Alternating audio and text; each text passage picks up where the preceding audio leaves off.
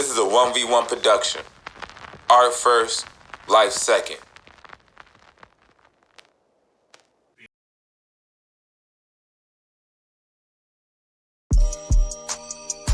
About to pop the Andre. Bottle of champagne. Andre popping the Andre. Yeah. Ooh, Let's get it, man. Pour some out for the dead ones. chill, bro. Those who don't do it because we true to it and we used to it. Art first. Like second. Let's go, man.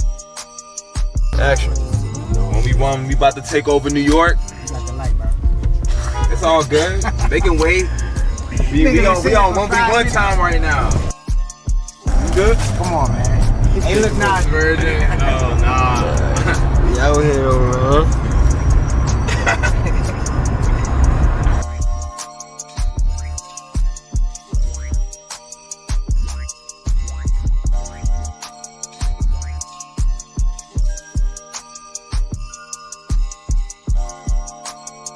It looks too good to be true. I'm believing it's not true. You ever fucked a fake ass? No. Not to my knowledge. Okay. What'd you say? What'd you say, bro? Why'd you ask him what? You don't even know what I said. Nah, cause I feel like I think word them on, B. 1v1. We on the map. Look at Daryl. Daryl got the flag on. Hold up, man. Yeah, cuz rapping that. He heard you. It's sideways, so yeah. There you go. You gotta walk down the street.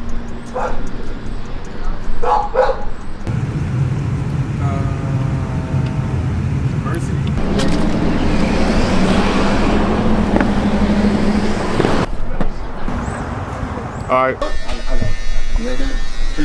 You got B Murder with you, nigga. B-Money. I like B-Money. My DJ label's Bazooka, but it I'd rather was that. Bobby Bazooka, but I shortened it. I like Bazooka. Thanks, bro. Not because of the weapon, but it just sound legit. You in the music world. You gotta have an alias. Make me a day till I 13. Make me a day till I 13. For y'all for sure celebrate me. Look, when I'm in serious mouth, getting in clouds. Yeah, I be doing the mouth. Wearing the fractions of clouds. Never been jaws. Looking up right now. Outfit OG. Better like around me. I get around it. I know it all the things. And we made it, we're just like, Whoa. this is Greg's event, so I was like, hey bro, Say where's the some. grade? You need a DJ? He's like, yo, I need a DJ for a lot of shit. So this is what I'm telling everyone. I'm working for everyone for free. Let's just go out. Just keep. Nah, like bad business, bro.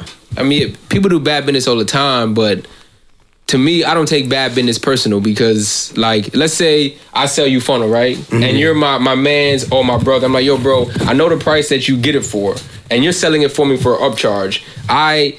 It would be nice if you sold it to me at a reasonable price. That's not bad business. That is. No, it's not. Okay. That's just business. Yeah, but if you're charging me full price when I'm your man's, I'm like, yo, bro, I know the price you paid for. Why are you charging me an upcharge when we do this shit together? Cause that's my business. That's what I'm saying.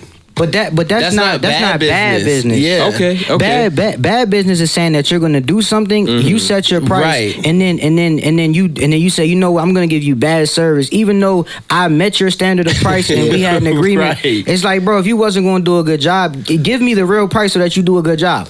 I feel you. And then if I want to continue serve, if I want to, you know what I'm saying? Move forward from there, Yeah, I know yeah. what to expect, but don't say you're going to do something and then half-ass it with the price you gave me. Mm-hmm. It just don't make sense. That's fair. 1000%. Ways of janky business. You don't do bad business. Gonna be like, oh. I take bad business personally for sure. Wow. Cause I'm like, nah, this person's a scumbag. Yeah, but what if they do it to everybody? Then is it really personal then? It's just their character. That's not a you-specific thing. No, that's the point I'm making. That is their character. Well, if somebody's let's say this, right? Somebody's a mass murderer. Yeah. And they just killing everybody. If they kill your friend, you still gonna feel Your like that's worst personal. analogies Yes, are bro. always on This nigga got the worst analogies They on really- this side of the Mississippi, bro. This nigga jumped from 6 to 86 with his analogies, bro. Nah, for real. Man, let's. Okay. Yeah, it's indicative of their bad character. Yeah. But that's not personal because you do it to everybody. Like, personal is like, yo, you do good business, but you're personally doing it to me specifically, but you do good business otherwise. if you have bad habits and you just do bad business, that's just your character. I'm not taking it personal. You're right. You just suck at business. Yeah. That's true. That's true. And I can make a decision moving forward to just not do business. Yeah. That's how I look at it. Yeah, that's okay. But okay. Yeah, you're right. Some people just suck at business. Yeah, they suck at it, bro, and that's why they're poor. Like the facts, nigga. I mean, yeah. What you were saying, if that was like, you know what I'm saying? Y'all can't hear it right now. I got the music playing. I'm introing the pod. I got Slow It Down. We got DAIGEAU in here, man. All the way from Cali. Yeah, man. I got a solo shot. We got Soberine. Yes, sir, man. As hard as it Real is Fonto, for me to let it 1v1. go. Liam and Lil Jon behind the cameras right now. Where you was at when you made this track, man? Damn, man. You need to slow it down. Trying to figure out how to move forward with a situation. It ain't simple. Don't you have the nerve to ask me where's your dimple? Yeah. One of them. Yeah. No further elaboration necessary. Just slow it down. Yeah, man. We here, man. Need to slow it down. Slow it down. Did you mean that you had to slow down the emotions or slow down the trajectory of things? Man, I don't know. I think that's just what made sense for me to say. I didn't really, like, I don't know. It was just kind of natural for real. Feel you. Yeah. But I guess in hindsight, I could say, like, man, you know how, like, you be in that situation and you feel like you just need a second to make a decision on that you could stand on and move forward with. And I'm just like, yeah, that's about it. Gotta slow down. To think. Yeah. Real live. Real spill. Bro, No, DAIGEAU, facts. man. We out here in New York. We are in, where we at right now? Harlem? No, we are in the exact opposite of Harlem. Where we at? We are in Long Island. Long Island. And Baldwin, New York. What's the name of the studio that we in? Q's Quality Cuts. Shout out to Q's Quality Cuts, man. They upstairs cutting hair right now. Facts. Yeah. DAIGEAU is down here practicing for a show he got later on tonight. Yeah. Sponsored by the Real Fonto. Yes, sir. Yeah. Where you at right now mentally ahead of your show? Man, I'm feeling good, bro. I'm feeling good. We definitely had some little issues to work through, but that's why I'm glad we prepared. Real spill. Beforehand and even right now. So I'm feeling pretty good. Yeah. Yeah. Do you still get nervous before your shows? Less and less. Yeah, less and less. Not so much now, but I think it's that preparedness. Lessons like a student athlete. I don't trust them, never throw them further. Duration calculated, glad a nigga made it. In a phone like a basket of clothes. No. So I was like, hey, bro, Say something. wait, you need to beat that? He's like, yo, I need to beat a lot of shit. So this is what I'm telling to record. You see how it's, So instead of auto, it's picking up from. No. So we need a mic to plug in, and then we'll get talking, and we'll just record it raw first, and then throw the filter on after. Does that sound cool? Or you want to make it? I think it makes more sense for you to just speak first, and then we change it after. I wanna take you shopping, got no need for other options. See, I'm trying to see how far. Yeah, how far I could go. I wanna cut as little of it out as possible. So, yeah. Coming from last year, was that last year when we came out here for SOBs? Your That was first last show. year. Yeah, I wasn't really nervous then either, though. But that was your first show ever. Yeah, it was. Yeah. First show ever? Yeah. Really? Yeah. Wow. First show SOBs. Yeah. Yeah. Yeah, that's a flex, low key. First show ever, SOBs. What was that experience like compared to because that one was with Lou. Shout out to Lou. Yeah. One half of Duality. Right. You know what I'm saying? DAIGEAU and Lou.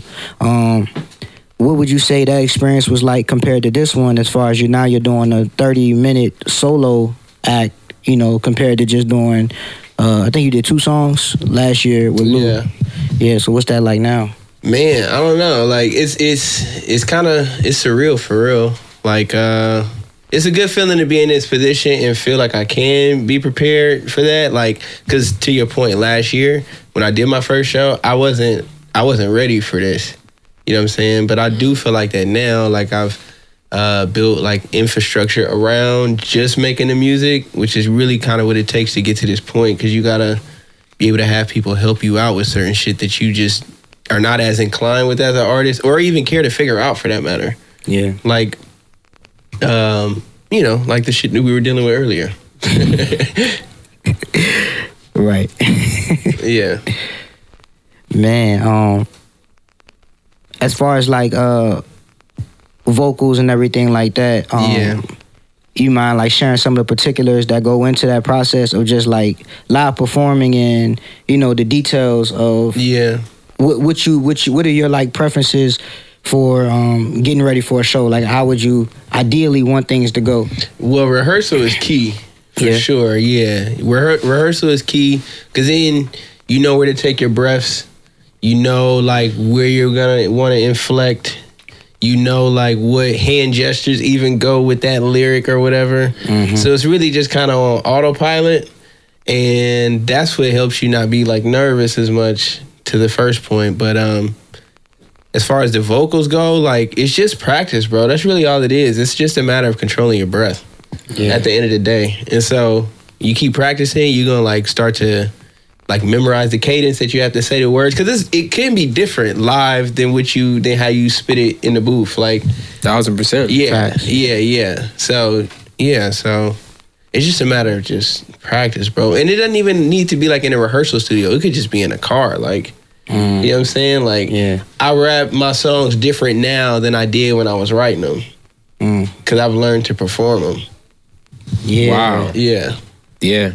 That's some free game for all you artists out there. Like, start thinking about how it's going to perform. Yeah. Right. Mm-hmm. And that's interesting. Bro, I got the stack on me. I got the stack on me. You don't. This nigga, man. Hollywood. I was vouching, but you reminded me that I'm driving for the night. Oh, everybody. Oh, yeah. Oh, you did? All right. You better do that, dude? No, bro.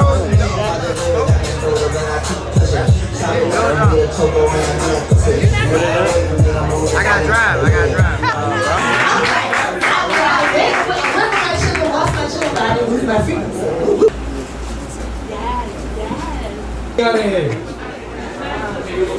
Massachusetts? Yeah! Nah, that's why I really am not nervous, because I know the work has been put in, we're prepared,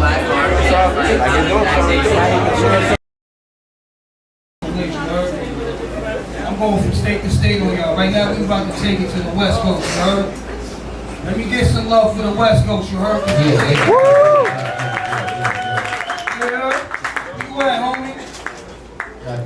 Jay, where you at, homie? Right here. Hey, how y'all doing? We here, West Side. Great job. West Side. Let me get a West Side. West Side. All right. I'm feeling, man. Pretty cool event, right? Yes, sir. Ain't on the things that don't inspire me to keep my feet. I never leave. I play the wolf, you play the sheep that I need. Bouncing that off of things that I see. Cool cat, different breed, never fiend. They say you acting, I'm still attracting. Oh, I'm sliding, I'm playing my shit. I'm on the freeway. Interesting because you and Lou, y'all did a live performance release party. Yeah, man, that shit was fun as hell. Yeah. Yeah, she was hella fun. What happened? Expound. As far as like how that event went, man. You go ahead. Nah, it was great. It was great. I mean, we had a great turnout. I mean, it really went on without a hitch. Like, it was just seamless. But essentially, we had people come in, man. Nice little patio. Shout out to Lunar Labs. You know, we record there sometimes as well. But yeah, nice little patio situation with a rooftop as well. Jeez. We had a whole separate room for like a viewing / like listening to the album. Wow. Had my man Mike outside DJing the whole time. Yo. Had the homegirl, she was serving cocktails and whatnot. So it was a cool little vibe, man. DJ drinks, like good people, good smoke, you know, the whole nine. Yeah. Yeah. How long did the event go on for, you would say? Probably 5-6 hours. Word. 5 hours. Yeah. I go 5 hours, yeah. That's good. What What advice would you give to people out there that's throwing events? Because that's something that, like, your business model as of lately, it's been different. You know, y'all only have 3 songs out, and you're rolling out the videos for the songs. Yeah, you know, the live versions for the 3 songs. Yeah. You know what I mean? So what's the business model behind that? Man, definitely a quality over quantity approach, for sure. That's always been the motto. Like, Sober will tell you that too. Like, from the jump, it's always been that. But okay, so what are you asking specifically? Because you said the events, but then just the business model behind how y'all are approaching the music game, and how, you know, y'all are able to fund it. And, you know what I mean? Well, shout out to some game that I got, because and I don't even remember where I got it from, honestly. I wish I could like cite the source, but somebody said something about, like, you know, artists ask me all the time, like, how can I get paid, like, or how can I monetize my music? And then the question back to that person was, well, what do you have for sale? And it's just like, damn. So it kind of really made me realize, like, especially when there's like a demand and people are asking you, like, man, when you gonna drop t-shirts, or when you gonna do this, when you gonna do that? We just started throwing events surrounding, like, everything that we do, pretty much. Like, we have a single release, we're gonna throw an event for it. We're gonna debut it. We're gonna, like, try to make it more than just the song itself. Try to put some merch to it as well. And it really is that. It really is a business model, because yeah, man, it's like that's how you can make money in music, more so than selling the music, because it's almost like the music is just marketing, and advertising for, like, a product of some sort. What product are you selling? So now we have like shirts, mainly. Yeah. But you know, I mean, I did the listening kits as well. I guess I'm saying this, but bro. I'm saying it for the people. Yeah. He so it's interesting because about maybe 2 years ago now. Yeah. DAIGEAU dropped his solo album called Old Soul Volume 1. Yeah. And it wasn't even on streaming for like the first 6 months. It was a while. Yeah, probably about that. And so he charged it was $50, but it came with a candle. Of course, the album, actually some tea, and a mug, and some matches, and so it's like, yo, you drink the tea, you light the candle, and you turn on the album, and it was a way to, like, create an experience, put you in the mood of what this album is gonna sound like, which I thought was unique and cool. Yeah, let me tell you where I got that from. Okay, so I remember, like, being a kid and. Remember, I used to come out on Tuesdays, like the physical CDs, and, like, my mom should drive me to the store, like, if it was an artist that was dropping an album. Like, Ludacris was one of my favorite artists, like, growing up type shit. Luda. Yeah. So he had some new shit coming out, and then, like, we'll go to literally go to, like, a FYE or like a music store, you know what I'm saying? Pick up the CD, and then you just, like, looking through the booklet. That's what I was gonna do at first, was just booklets. But then, like, something tangible to kind of go with it. I just remember, like, that anticipation of, like, having the album, but you still gotta, like, wait till you get home to, like, really pop it in, to, like, sit down and really listen to it. And that's a different type of listening experience than we have today, because it's more so like, oh, this just dropped. You just hit play on the streaming service of your choice, and then that's that. But there is no, like, anticipation that comes along with it almost. You can, like, with a good rollout, but you know what I mean. And so that's kind of what I was trying to capture there, was to make it, like, make you excited to, like, press play and, like, what's the first thing I'm gonna hear? And so to use the candle and the tea to kind of get you in that state was, like, my approach to giving someone that feeling. And I didn't even listen to the album for the first month. Because, I remember you told me. Because, like, I didn't have time to just sit there, light the candle and everything, and when I did, you know what I mean, I was like, yo, this album crazy. But I wasn't gonna listen to it without doing that. You know what I'm saying? And I'm glad you didn't. Yeah, respectfully, just because it's like that's how I wanted it to be consumed. Was, like, intentionally. Yeah. That's tough. Yeah, that's to see that roll out and how successful it was, I think that was an indication that people want to feel music. People, although they consume it in a certain way, that may not be their desired way of consumption. And people want to feel, and people want to touch it, and people want to submerge themselves in the experience. And that's what you can provide for your listeners. Yeah. One other thing, also what surprised me about that too is like people genuinely do just want to support as well. Oh yeah. And so it's almost like when people really just rock with you, like whether it be your music or other, like you just you're hurting yourself if you're not dropping some type of merch or having some type of event, because there are people that are gonna want to pop out, like, and they'll just pop out just cause, like, you know what I'm saying? So you got to get that platform to people to support. No, facts, and this is it's like almost you have an e-commerce store that is the product, and the music is just marketing for your e-commerce store. So whether it be a candle, whether it be a t-shirt, whether it be a hoodie, whether it be a scarf, like that's the tangible product. That's more important than the actual music. The music just helps you reach more people to sell your product, which is a way to look at it. You feel me? And I had it was interesting. One of the homies who just left, shout out the Waviest, his homie, close homie, works in the label. And when I explained that business model to him, he said, yo, I think y'all doing yourself a disservice because you should make the main focus the music. And like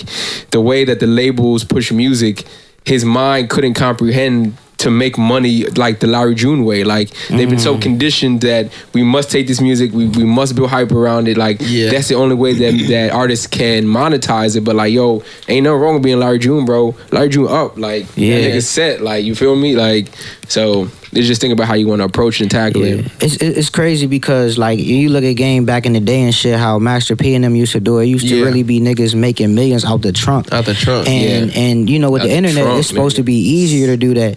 But they've conditioned consumers and artists to sell ass. You know what I'm saying? Yeah, but also like, I'm gonna disagree with you on that too, though. Okay. Just because like you said e-commerce, but like we've built like commerce, no E. You know what I'm saying? You're right. Yeah, just in person type. And people really fuck with that. Yeah. In fact, I would say it like lends itself to our demand. Yeah. You gotta make people take their shoes off in your house. This nigga got catchphrases like Steve Harvey, nigga. Yeah, that's so. I never told you about the time I came back from stadium. I went to karaoke, returned to a +1. Didn't even tell my homies about that shit. I knew that they would give me shit because they could bounce. Hey, to your hands, hey, to your hands, hey, like bounce. Running this shit big, hey, some niggas all night. Let me put you on a favorite book, though I'm attracted to mine. Put your body compliment that well. Just know I'm gonna leave myself on that home. Sometimes I can get right, leave me alone when I'm in my mood. They didn't say too much about me, this much I know keep it true. Real low key if you don't know me. But where is DAIGEAU at, man? In his love life, man. This the R&B, hey man, Wendy Williams, nigga. Hey man, R&B dudes, man. All these lyrics and love songs, man. You gotta ask, dude. He ain't gonna answer. Nah, I'm really not gonna answer. Like, I mean, come on, man. I'm saying, like, what's been inspiring the music lately? Damn, that's a good question. Just like, bro, there's inspiration in everything, bro.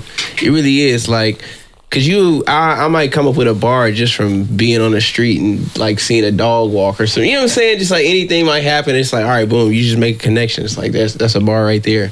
I can't really say it's one thing that inspires me, bro. Everything inspires me. Yeah. Yeah. Do you ever find yourself trying to create inspiration in a crazy way? Like, yo, I know for a fact if I go out tonight and I do this, I'm gonna have a bar. No, you know? But that's and to your point though, like about the limited catalog. Well, I guess because I don't. So Duality has a limited catalog. DAIGEAU's catalog is a little more extensive, but even my projects aren't very long. But even still, it's just like I don't really force shit. Like.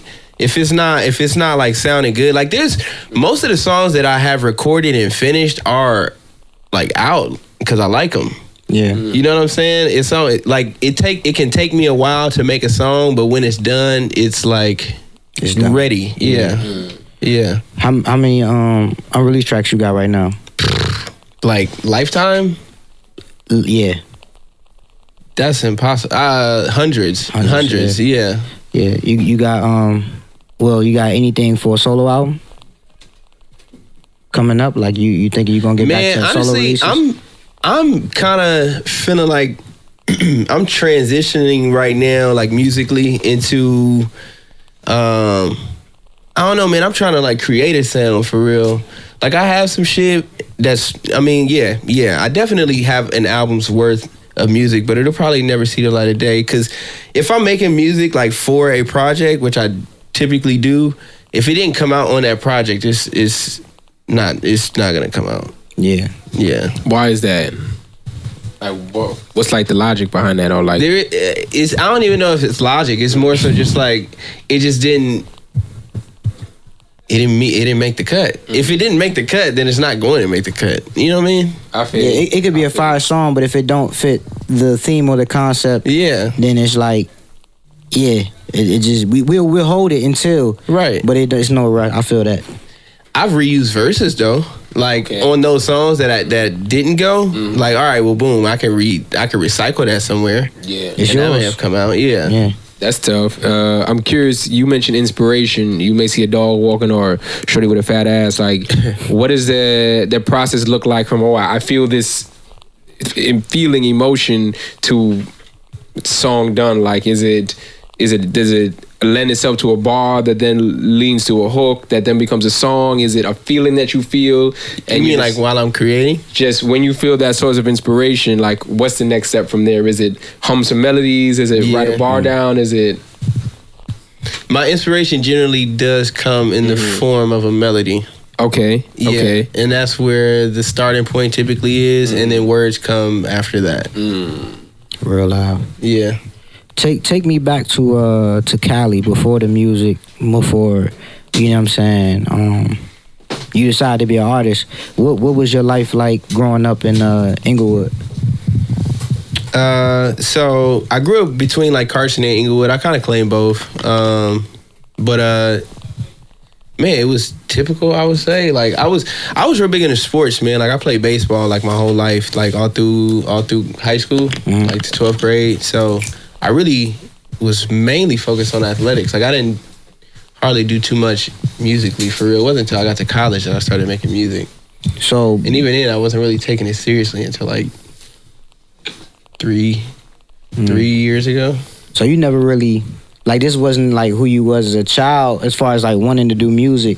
It was more so when you got to college, you decided, I want to do music. Yeah, because Scuba, shout out Scuba. Rest in peace, big bro. Yeah. Thanks, Scuba bro. strong. He had the studio at the crib. Yeah. When we lived together. So it was just like when we were roommates. And so yeah, I just started doing it just like fucking around. On a Friday night when you don't have nothing to do, we just make some music. And then nigga got good at it. Yeah. Right. What was that experience like? Living with Jules, and recording with him, and being like, you know what I'm saying, at Hampton. He's a very impulsive dude. He's a very impulsive dude. Like, you might wake up at like 3 a.m, he's downstairs like, cooking. You know what I'm saying? Cooking. Yeah, where it's like, bro, cooking. Like you were just cooking. Like what? But yeah, I mean, super kind though. At the same time, yeah, super. Not kind. Nice, but kind. Yeah, it's a difference. There is a difference. There is a difference. He'll let you know some stuff, but he won't break your heart when he tell you. Yeah. Nah, just always a blast, man. That shit was a good time. Definitely some fond memories, man. Yeah. Yeah. No, facts.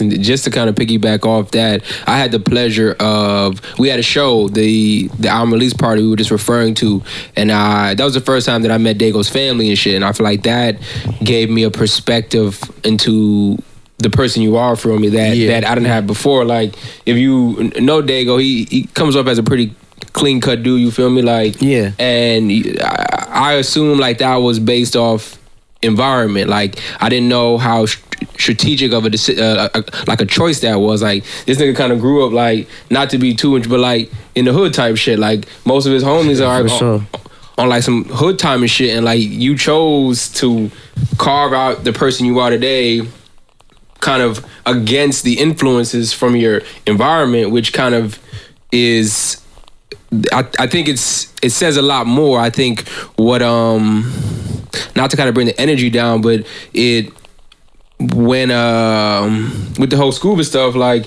and his family let us go through his books, room and shit. Yeah. Like, and in that moment, I realized how intentional, like, and how his ability to bring people together, like some people have that natural charisma that they're just born with, like, and that's cool. You moving off of God's gift, but for you to read something and realize this is the best way to bring people together, and then intentionally go implement that in society, like that makes it way more special because it's intentional, like, and that's the same kind of thing. Like you chose to be this person you are outside of the influences, and like that shit says a lot because it's not easy to like overcome your environment, like this. Like not at all. I still have positive influences in that environment. Oh, you did? Okay. Yeah, okay. I would definitely say so. I feel like that's a misnomer in most neighborhoods, though. In like the hood? Yeah, where it's like that there aren't any positive influences. Like there's some good shit going on sometimes. It just gets marginalized and looked over, though. Were you okay? So you know how growing pains, where it's like, yo, like I've never been to your hometown or anything like that, but based off what Sober's saying, if everybody around you is, or most people around you are going one way, and you know it's like a gravitational pull where it's like, you know what I'm saying, I may not want to do this, but I don't want to be left out. What grounded you to say, you know what I'm saying, I want to do this instead of that? I don't know. I just always been a very like purposeful, like intentional person. Like I know you keep throwing that word around, but like like even as a kid, bro, like if I wanted to do something, bro, it wasn't too much you could tell me that wasn't gonna result in me doing what I wanted to do. You know what I'm saying? Got you. And so I think that because of the things that I was like striving for, it really wasn't room for that for me. Yeah. What is it that you were striving for? Or striving for now? At the time, it was like athletics. Like I told you, I played baseball like pretty competitively like throughout high school. You know what I mean? So I really, in my mind, like my next step was going to college to play that. Or you know what I'm saying, something along those lines. Like that's kind of what I was more interested in, and just school in general. Like, but that just came from like household, not like environment. You know, like they were definitely big on academics, so I was taking that seriously as well. Yeah. You got any siblings in there? Yeah, younger sister. She's a nurse. Shout out to her. You how far in age are y'all apart? She's 3 years younger. Cool. And so you're the oldest, only one young sister? Yeah. Okay, So I'm definitely big bro. She's a little sis. Word. Yeah. No, facts. That's to bring it up we need like an intentional counter on the screen. Every time someone says intentional, bring that shit up. But we were talking about this earlier today, even with 1v1, like a lot of the things that we spoke about in like preparation and planning months ago, they're now happening now because of that intentionalness. And like like that is it's important. And something that you brought up today is how it's frustrating that people who don't really want to put the effort in until they see the shit moving. But like if you just put the effort in the beginning, the shit would be moving so much faster. Moving 10 times. That's not their job though. Yeah, it's like, okay, I've learned that everybody not gonna go as hard for what you see, but you understand what I'm saying? Exactly. But even with the whole DMV hoods and new shit, like when we sent the post and they fucked up the post, it's like bro, it's like nah, for real. Now we got beef with these niggas. It's like bro, it's like nah, for real. It's not, you know, not personal, but I'm just saying, like, keeping it real, get an example. You know what I'm saying? If you know, if you knew how much work it took for us to just do this, you know what I'm saying? How could you not respect it? But it's like, I assume that with everybody, bro. When we come out here to, you know what I'm saying, see a show and shit like that, like one thing I learned with coming up with Jules and Mr. Powell and EJ and them, like, and the music and everything, it's like, bro, you perform the same way in front of one person as you do in front of 1,000, and you show up, and if you're gonna do it, you're gonna do it.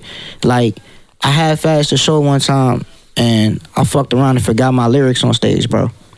And and we got, and this was at Busboys and Poets, 5th and KDC.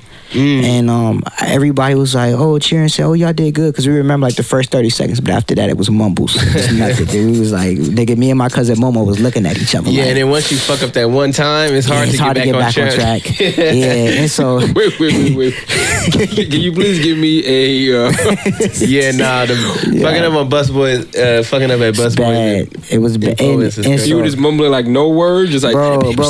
Yeah, like we was looking at each other trying to like put it together, and then rap. We thought we In fact, I'm looking at him, he looking at me like, and this is a video of it.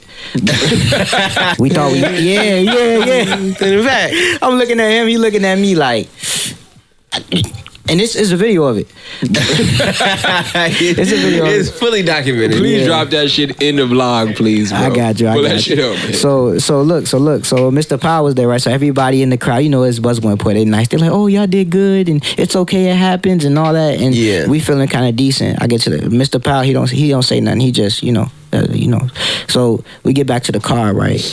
We chilling. We in the car. Mr. Powell gets in the car. The first thing he said, he slammed the door. He said, y'all motherfuckers lucky this wasn't a real hip hop joint. Who is he to you? That's EJ's pops. Okay, he was that's the Godfather right there. Like that's the one who like he's a sensei. He bought us the first machine, let us rap at his house, everything. Like he was the one that was like, yo, make an album. He brought us all types of beats, you know what I'm saying? Oh wow. He was the reason we started recording together. Really. Oh. You know, Jules. It was Jules. The illustrators. The illustrators. Okay, right that's there, tough. You know tatted over right there. That's tough. But so he gets to the car, he like, y'all motherfuckers lucky this wasn't a real hip hop joint. And I tried to explain. I was like, nah, we just made the song last night. He was like, yo, motherfucker, I don't give a fuck. You know, if you know his pops, like he a real, like he gonna tell you the truth. But that's real though. Yeah, that's real, bro. And he made me realize, like, yo, don't ever do nothing and not do it. You know what I'm saying? Don't do something and step up there and not do it, bro. You know what I'm saying? Why would you think that that's okay to come up there unprepared? And you know what I'm saying? Yes, it's a tough, because you gotta factor in the fact that you're in front of people. So there's gonna be a million other things running through your mind. The last thing you need to be thinking about is, what's the next thing I say? Yeah. And you know, it applies to everything in life, though. It's like just be, you know, intentional. Counter number 15.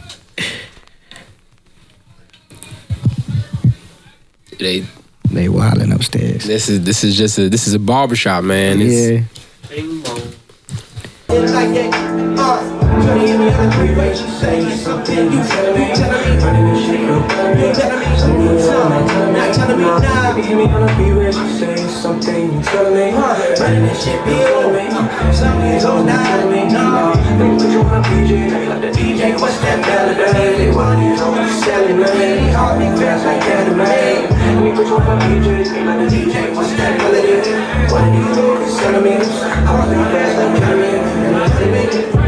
Hey, that's my time. I appreciate all of y'all. Give a round of applause for the DJ as well. Give a round of applause for King Greg as well. Lastly, but certainly not least, give a round of applause for yourselves. Y'all look good. I appreciate y'all time. You've been great. Thank you. I'm out.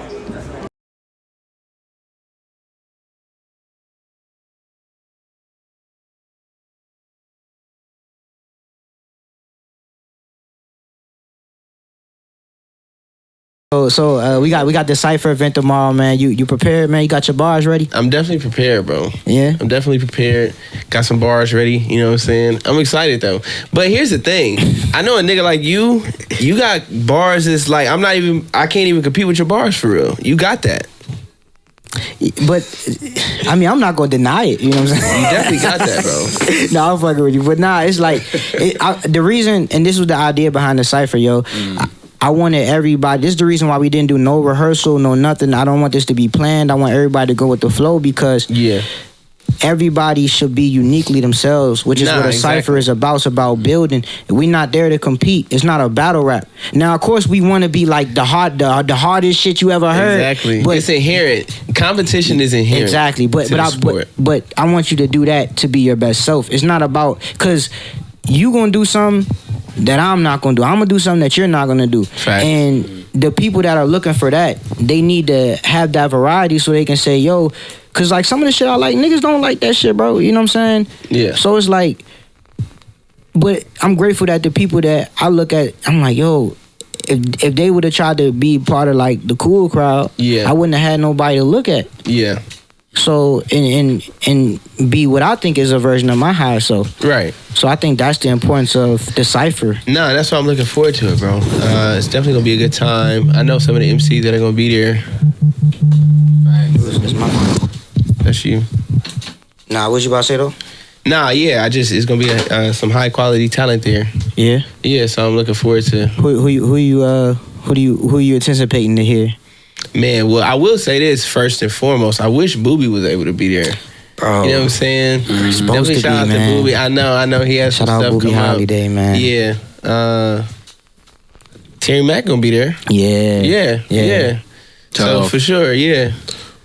What was the inspiration behind the cipher? Because you could have done a show, you could have did a album release party, you could have. I feel like that's Daryl. I mean, I feel like that's. Yeah, nah, Daryl. Yeah. Okay, all right, yeah, shit. How who I am. It's the wisdom though, you know what I'm saying? But yeah.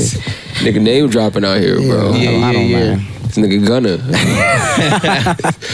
Nah, it was really like so it was an idea. A lot of this shit like I'm doing like ideas me and Jules had, you know what I'm saying? Really? Yeah. That's tough. Like 95% of things I do is like literally like if you go back, like well, I don't even know if the messages still exist, but like we literally would be like planning this out like, yo, bro, like even in 2020, bro, we was trying to do a cipher in the neighborhood. And COVID happened and wow. And you know, when he had cancer, it's kind of hard to come outside and stuff around people. We didn't know what it was. Yeah. So we couldn't even do it, but we was already planning it. Yeah. Same thing, like we used to have a podcast. You know what I'm saying? We never released the episodes, but we had like 10 episodes. Oh, for real? Yeah, Yes. bro. I used to go around interviewing people. Like I interviewed Marissa. I interviewed, you know what I'm saying? Oh, damn. Yeah, bro. And we like a lot of like even with the short films and shit like Jules, we used to write scripts. Me and yeah. You know what I'm saying? Yeah, like so it's like everything I'm doing, we set out to do was kids. Yeah, damn. And so like the cipher shit is literally just like I sent a video with me, Aleem, and EJ preparing for cause Aleem Aleem, you know what I'm saying? Originally he was doing DJ for the shows me and Jules had. Oh yeah? Yeah. And at Tacoma Station? Yeah, well, Aleem always been in the film and shit like that. But as far as like how we started like building as a team in a way was we reached out to Aleem to do the DJ because Aleem had events back then like every other month or something. He would always be like DJing and putting art together and all that. And so we was like, yo, bro, like I always like, yo, bro, you know what I'm saying? So I needed a DJ for the shows. Right. I reached out to Liam. He was like, yeah, hell yeah. Mm-hmm. And so, you know what I'm saying? It's a video of us preparing for the show. And it's a picture of me, him, and Jules and all that, you know what I'm saying? Yeah. And so it's just like, you know, this shit that we've been pushing that for a minute is basically what I'm trying to say. Right. Wait, Lil Jon came and took pics too, right? Yeah. Oh yeah, Lil, bruh. But I always like me and Lil Jon grew up as neighbors too, so it's like Lil Jon always was there. You know what I mean? Like Lil Jon always, you know what I mean? He always been the dude, man. Hey, you know what my impression of PG is? Y'all are very like communal. Like y'all stick to y'all communities. You know what I'm saying? Like y'all really have like deep roots. Yeah. With your friends, and not even just you, like, you know what I'm saying, like that's what I definitely noticed is a little different than where I grew up. Yeah. You would say that it's not as community oriented? No, not that, because it's not that I have people that I do still hang out with and talk to from childhood, but it's not the majority. It's not even close to it. You know what I'm saying? And I think there's just a lot more people, there's a lot of transplants that come to LA. Yeah. What just people transferring and from like state to state type Yeah, shit? just like moving out there. So like a lot of people, so it's just a little different. So how long would you say you've known your longest friend or your best friend that you have now? Like how long have you known that person? Probably like high school. Wow. Okay. Yeah. So you don't have nobody like from birth or not birth, but you know, child like. That's crazy. No, not for real. That's crazy. Yeah. I feel like it's like the size of the city matters. Like, I feel like That's a good question. I never really thought about it, but probably to some degree. But to feel like the size of the city, like I would think it would be the opposite because it's bigger out there. Yeah, that's what I'm saying. Yeah, pause. No, I'm just Nah, just had to just to be safe. just to be safe. Man. Precautionary pause. Yeah. Nah. I mean, that's interesting. I mean, that's an interesting point. I feel like that's the best part about New York being out here is that I can literally go out every night of the summer and never run into the same people in the same party.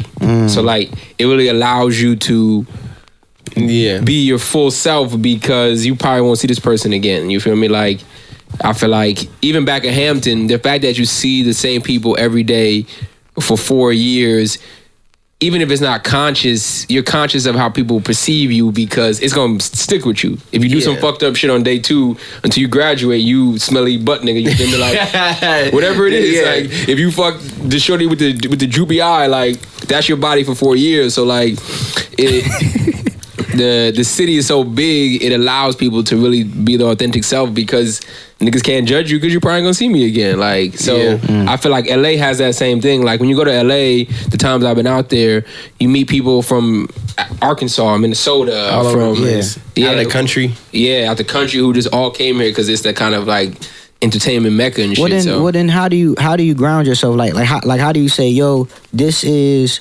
this is me, this is what I'm sticking to, if every time, you could just change up? Solitude is important. Yeah. You gotta like build in time in your schedule for some solitude. Cause then that'll let you know what's the real. Like it ain't no outside voices. You ever had to do that for yourself? Hell yeah. I try to do it a little bit every day. In what ways? Different ways. Like I be riding a bike now, so that gets me out the house a lot. Yeah. That or just even like, I don't know, like meditation, going to the beach, shit like that. Going out to eat, like I'll go to a restaurant or some shit, just by yourself. Dolo. Yeah. Yeah. Wow.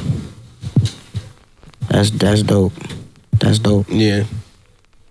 Do you being an artist, you know what I'm saying, we gotta take a lot of time away. I feel like for me, it's like very, very important to be alone and analyze myself, analyze my thoughts to even be able to create. Yeah. I agree with that because what you're doing, or for me, what I'm doing during that time is like processing a lot of the shit that's already like happened or that I've been thinking about, and it just helps like contextualize everything. Yeah. What about you? So, what? As far as like, how do you find solitude, or is that something you look for? No. It's something that I feel is necessary. You feel me? I do struggle at like self-care sometimes. You feel me? Like I always feel there's something to do, and I realize I put taking care of my actual physical body on the back burner for productivity. Like there's some nights where I get to the crib from an event, kind of half high, work till about 3 a.m, crash out before I even notice I fell asleep, wake up, and the first thing I do is get on my phone to go sell some more funnel and shit. Like I don't really do that, and now that I'm hit 30 and shit, like I feel it affecting my body. Like some days my body can't do that shit, so I have to take that time now. Like my body forces me to. They're like, yo, I gotta sit down and be by myself, and just even like the women and shit. Like I think the biggest shit. That's probably the biggest one. Yeah, I've never seen it without a woman. That's insane. This nigga's gonna too, but until recently. But you're right. That was something that was around, but until recently, I've like dialed that back a lot, and I think that's what has helped me become the best version of myself, is cutting out unnecessary women. How would you say being in Maryland has helped you transition as far as like, you know, being more focused, I guess you would say? It has not, because Maryland got all the baddies out there, bro. Shit, bro. Go on U Street on a Sunday, goddamn, bro. Like, got better jumps. New York, Maryland for sure, easy. bro. Maryland got better girls in New York? Yeah, bro. It's top tier, honestly. Yeah? Better than LA? It depends what you're looking for. ain't even Depends been what to you're LA. looking for, yeah. Yeah, depends what you're looking been to for. Nah, it's Oh, yeah. I'm tweeting. it's Yeah. definitely they going jab for jab. Yeah? Yeah. The way I picture, I've never been to LA, but the way I picture LA women is like petite and like bougie. Yo, that's You said in what? Petite and like bougie. Oh, That's something that we realized out there last time. Women in LA have no ass. It's like a. I think it's in the water. I think it's in Whole Foods. I'm like, yo, these women are shaped differently in LA. Nah, it's probably the Respectfully. diet. It's telling you, probably the bruh. diet. No, that probably got something to do with it. Because you go to Atlanta, it's a complete You go to opposite. Atlanta, you go to That's what I'm Texas. saying. They eating a little different out there. Yeah. Houston is different. I like a little. Yeah. like a long hair. What? Yeah, thick. Oh, I like don't like how he did that. What? Nigga licked his lip. I just did this. He said, no. yeah, no words. That's what I did. I like, nah, fam, finish that. This nigga, Nah, we on a podcast, man. Yo. nigga just trying to start an OnlyFans. Y'all trying to get excited. Nah, fam. Shit. Nah, like, what do you look for in a woman? Authenticity. Just be yourself. So and she have gotta be born a woman. He said authenticity. That was a good one. I mean, yeah, that too. That too. But yeah, nah, I mean, for real, I realized that, like, I'm attracted to confidence more than a lot. Like, I'm attracted to confidence more so than, like, physical appearance sometimes. Real shit. Yeah. Now, there's a Confidence over physical appearance. In what ways? there's a line to be drawn. Like, you know what I'm saying? It's not just like it's gonna absolutely override anything, but I'm saying, like, if it's somebody that I'm maybe more like physically attracted to, but doesn't have the same confidence as somebody that What is confidence though? Like to you? What do you mean what is confidence? Like what does her showing confidence look like? Good the question. same way it does for anybody. I mean, just someone who's just like unapologetically them. I mean, that's so cliche to say, but I think that's what Is confidence. sexy? Would you like sexy red? Confident. I don't know what she is. I don't know her. But I'm saying like that's somebody I would look at and say she's confident in herself. You know what I'm saying? Unapologetically herself. Sure, maybe. Okay. I don't know her. Yeah, I can't speak on it. I feel you. No, I'm just yeah. How she comes off? No, I'm just trying to figure out like because confidence is like I don't know. What is confidence to you? Yeah, That's what I'm trying to You figure out. don't know what confidence is? Nah, because I think that everybody's just like masking. You know what I'm saying? Yeah, but there's some people who do it a lot less. I think, yes, there are like inherent insecurities that we have as humans, but there is a way to, some Gotcha. people do it less than others. Yeah. Yeah. What do you look for in a woman? Honestly, man, just depended on where I was at in life. Mm-hmm. You know what I'm Oh, saying? yeah. Yeah. But Right now. Right now. Wait, hold on. Before you do that, I got one more to add on too. Look, man, you gotta have some hobbies, bro. Yeah. Try to dealing with women without hobbies, bro. It's a problem. Why you say that? Cause you gotta just be interested in shit. You gotta have a passion. You know what I'm saying? Without a hobby, it's like, I mean, you can be passionate without a hobby, but like, it's nice. Can you be passionate without a hobby? No. Because then what are you passionate about? Yeah. I mean, like, you just have the emotion to want to do something, but not I guess doing because something? I'm thinking of like, you can be passionate about like family. That's not a hobby. Okay. Spending time with your... okay, I guess. You're right. Yeah, I mean mothering, you know. Right. That's that could be a passion, but it's not something That's for you, right? Yeah. But it's definitely attractive to like be, or like, you know what I'm saying, be dealing with someone who you feel like cares about something else like deeply, other than you. Have you ever been with a woman that had everything you were looking for, and No. Everything you're looking for? I don't think anybody has everything you're looking for. Yeah. Let me ask you this: are you comfortable with your woman like leading the relationship? Like, no. Nah. But like, I mean, what do you mean leading the relationship? I guess it ebbs and flows, because I don't think anyone should lead a relationship. Okay, but let's say she is the lit one in the relationship. So she's the one bringing you to events. She's the one, like, normally from my experience, I'm the one that's planning the dates. I'm the one that's finding the cool moves and bringing the partner along to the cool shit. But what if she's the one with the motion? She's the one. That's fine. Okay. I don't care about that. Yeah, but that's not leading the relationship, right? To me, leading the relationship is like, yo, I'm deciding like when we, you know what I'm saying, when we doing something, I'm the one that makes the final. I think it depends on what you're talking about. Like, there are certain decisions that I feel like you kind of decide whose is what responsibility. Let me give you an example then. Look at Rihanna and ASAP. Rihanna clearly leads a relationship. She makes more money. She's more popular. She gets you in better rooms. She's the one. I don't know if I agree with that. I don't either. What? Don't know if I agree with that. Because you don't know what their personal dynamic is like. Yeah. I think she's front facing as far as like, oh, she's the public head figure. Yeah. But I definitely think that most women that are like that have to be the boss, they look for a man that can lead them. I think that more dominant front facing women like have a fetish for they just want to be like submissive. Yeah, very submissive. Yeah. And they're just maybe hard on edge or whatever, front facing. But you get them alone, they like, nah. I don't want to have to, you know what I'm saying, do all that.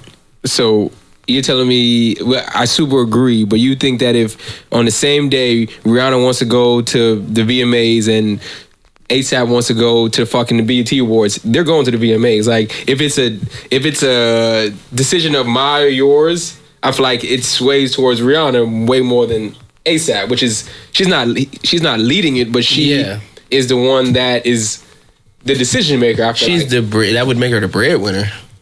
Yeah, which even is though they part both of got leading. bread. Yeah, you think that's part of leading? Having the funds, yeah. Women, I agree with you. I actually do agree. Women, yeah, you can't be. I think it's a part of it, but it's not the end all be all. I don't think. Correct, but I think it's one of the most important pillars of leading is having the resources to make sure the person who's following you is sufficient and comfortable when they following you. I don't disagree with that at all. Resources don't make you a leader. No, correct, not at all. Your ability of vision and to captivate people's intentions make you a leader. And I would say that the lack thereof doesn't then make you not a leader. He's not a leader. But the funds behind that is the social credibility. If I'm walking around mad confident, but I'm a broke nigga sleeping in my car, I don't care how much you lead me, nigga, I'm not following you. That's not true, though. That's not true. I'm not following you. There's some people who can make shit shake like that. For a period of time, but if you do not then show me tangible results of your leadership, why would I believe your words of leadership if your actions and your results don't coincide with the leadership? That shit happens every day. Because I sold you a vision and you bought into the vision. Yeah, but that eventually... Okay. I'm gonna say this, right? Yeah. We talking about broke. Maybe. Okay, so look, it's broke niggas fucking rich bitches and getting money from the Jones because they selling them a vision. Who's doing that? It's broke dudes that, like, it's chicks that got their own crib and all that, and they laid up with a nigga that don't do nothing. Facts. You know what I'm saying? Because he's selling her a vision, he give her a good time, and he just use her, but she don't see him as that. She see the vision that he sold her. You know what I'm saying? Same thing with guys and girls. Sometimes guys believe the same thing with girls. Like you may see her this way, but she really this way. You know what I'm saying? But you bought into the vision that she sold. Yeah. So all the time. Yeah, I think definitely letting people buy into your vision is important in leadership. More so than the monetary aspect. Yeah. Yeah, I agree. Yeah.